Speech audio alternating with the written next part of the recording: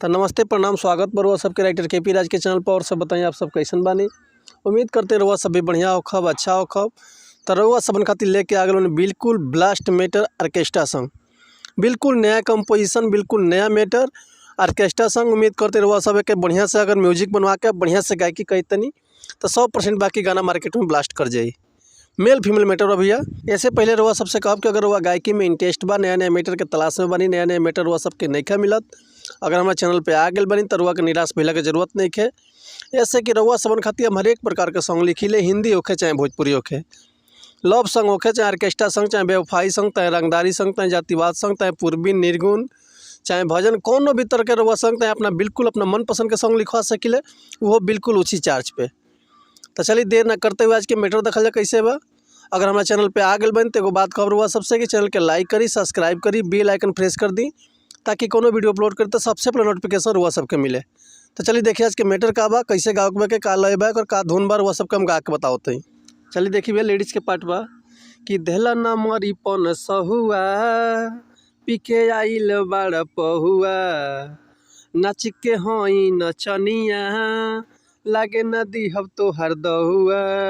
हे सुना बाबू कि देला न मरी पन सहुआ, पीके आइल बाड़ पहुआ, नाच के हई नचनिया, लागे नदी हब तो हर दौआ। कमर पे हमारा नंबर लागेला, चौकी पे जब जब नाची। जेंट्स के पार्ट हो भैया कि चलो राउटी के पीछे बाछी, तोहरा सिस्टम के ठीक तरे जाची, हई जिला के हम रंगदार हो, छुके छोड़ब न कहिले साची। एक बार और वो सब मुखड़ा सुन ली बढ़िया तरह से कि देहला न मरी पन सहुआ, पीके आइल बाड़ पहुआ, नाच के हई नचनिया, लागे नदी हब तो हर दौआ। कमर पे हमारा नंबर लागेला, चौकी पे जब जब नाची, चल राउटी के पीछे बाछी, तोहरा सिस्टम के ठीक तरे जाची, हई जिला के हम रंगदार हो, छुके छोड़ब न कहिले साची। तो उम्मीद करते मैटर हुआ सबके बेहद पसंद आयल है। अगर ये गाना के फुल लिखवाल चाहते हैं तो डिस्क्रिप्शन में हमारा कॉन्टैक्ट नंबर बा, व्हाट्सअप नंबर बा, कॉल कर सके, व्हाट्सअप कर सके रहा का बिल्कुल उसी चार्ज पे फुल गाना मिल जाए।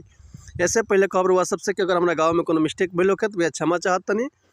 ऐसे कि हम गायक ना ही रउआ सब के खाली समझा सकिले, बता सकिले।